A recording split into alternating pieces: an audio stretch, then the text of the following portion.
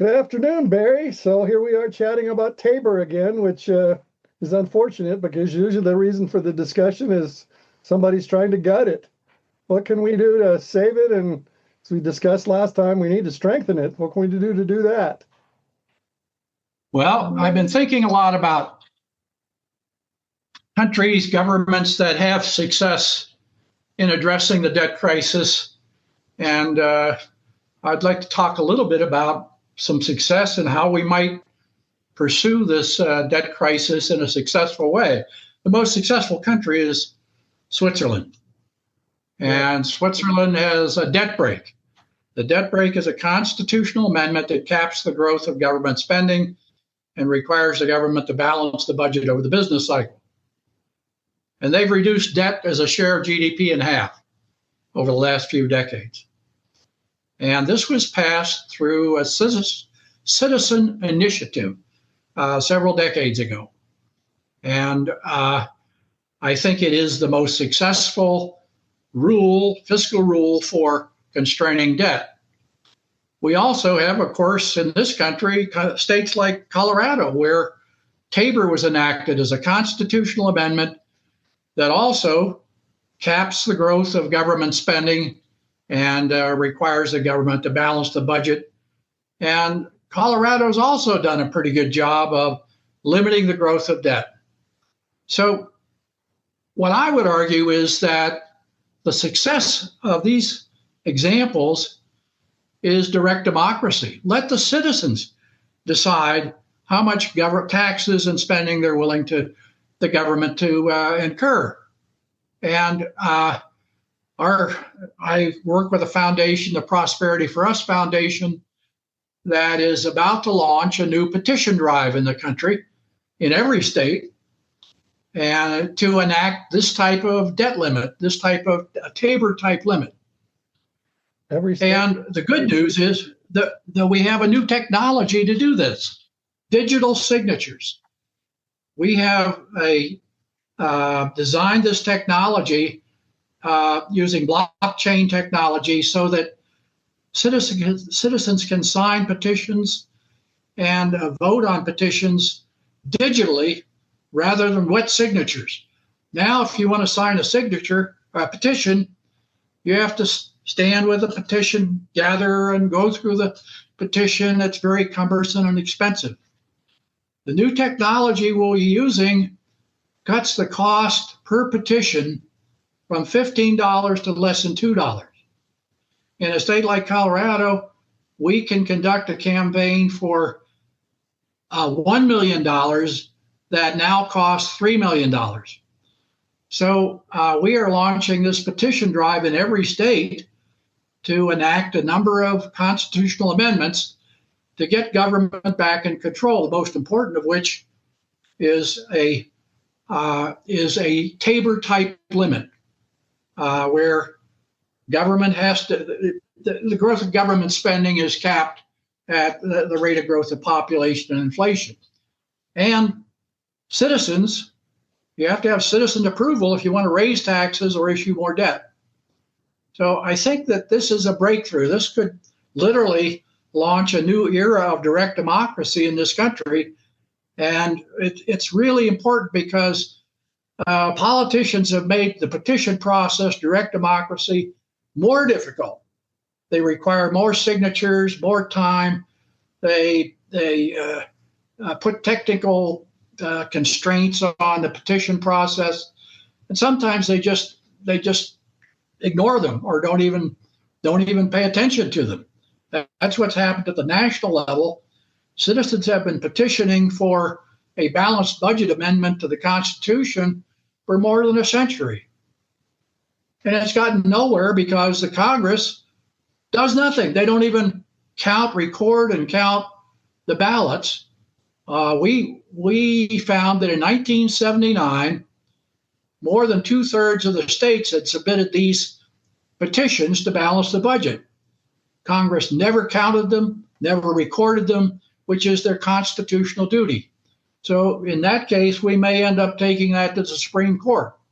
So I think that we're about to see a new era of direct democracy in this country. So I wanted to add a positive note to our dismal discussions of debt. Well, that is good news. Just on behalf of our listeners who may be curious, I thought there were some states, more than a few, that don't even allow petition and direct democracy. So, yeah, hopefully that's changed. And then have the various states, any of them, have they recognized a digital signature as something that's legitimate for their processes where they do allow petitions and such to put things on the ballot? Yes, 16 states have the initiative and referendum. So most states don't have it. Oh. So one of our proposed amendments is a state constitutional amendment to allow initiative and referendum in the states that don't have direct democracy. So I think that if we can get to the citizens and get them the right to vote, I think that once you get the citizens and you leave it up to them to decide, do you want to raise taxes? Do you want to issue more debt? And in Colorado at the state level, most of these attempts to increase taxes and spending and debt have failed. So citizens, I think, demonstrate frugality, in my view. Citizens like to see a balanced budget. And in fact, when we survey citizens around the country, the vast majority of them support the idea of balancing the budget at all levels of government. So I think direct democracy is the answer. And I think we have this new technology that's a major breakthrough in terms of reaching citizens and letting them decide what's going to happen to their debt.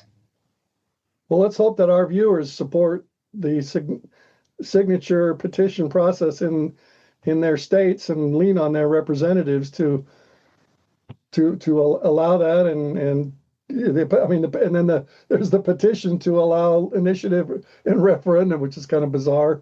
We first need the permission of the people that we're trying to get around in 32 states to get that on the ballot. That's gonna take some heavy lifting including from those watching us.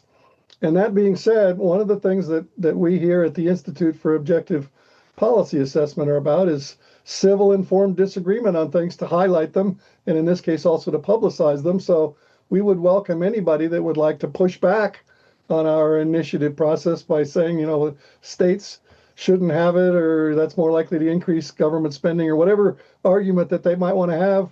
We would welcome that here at the Institute for Objective Policy Assessment, and because we believe in open debate, and plus we believe that such debate would bring attention to this process, which it definitely needs, sunshine being the best disinfectant always.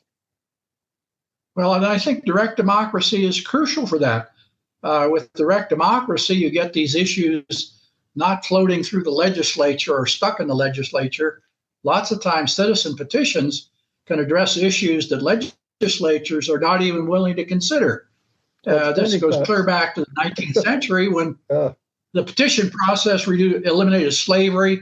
It gave suffrage, women vote, issues that obviously the Congress, the legislatures had no desire to initiate. So I think that, in fact, the peak of this whole petition process was in the 19th century. And so citizens of all stripes could petition the government, and did petition the government to address many, many issues. And somehow or other, our initiative and referendum process has sort of gone the way of all good things, whereas in Switzerland, it became even more important. The Swiss vote on everything. The citizens actively participate through initiative and referendum in deciding policies, enacting constitutional amendments. And I would like to be a Swiss citizen because I think they figured it out. Let citizens decide. Let us decide how much government we want and are willing to pay for. Well, maybe that's one of the keys to all of this, is if we empower citizens more, we can get away from a lot of the apathy and denial that we're seeing here in the United States, and get people to act like they're Swiss, as you say, and get used to that. I think that's the key. Get used to participating in the policymaking process, which I know a lot of people They just say, hey, I don't pay any attention to that. And of course, that's dangerous. We have a lot of problems and we can't Yeah. afford to not pay attention to a lot of things. Everybody needs to be involved in a country that claims to be a republic and where we claim to have freedoms we want to defend. Yes, and I think if you look at Switzerland, legislators pay a lot of attention to citizens' petition. Citizens in Switzerland can negate legislation through the petition process that the legislature passes. So legislators really pay attention when citizens begin to exercise their voice through the petition process. And somehow we've lost that art in this country.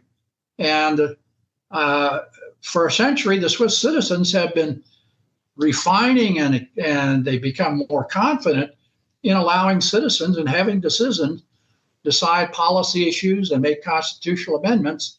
In this country, when the citizens want to modify the Constitution, as in the case of balanced budget amendments, Congress just ignores them. It's absurd. It's terrible. Yeah, I'm not sure how even a Supreme Court issue can make the Congress accountable. Accountable to whom for what?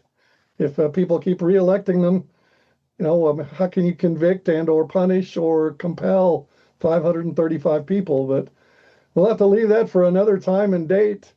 Figure out how to do that. We're on the right road here, and Barry, it's good to discuss some good news and good developments in an otherwise pretty dismal looking fiscal situation where the federal government is doing unsustainable things and a lot of states are doing likewise, and a few states like Colorado that was on the right track or trying to get off the right track.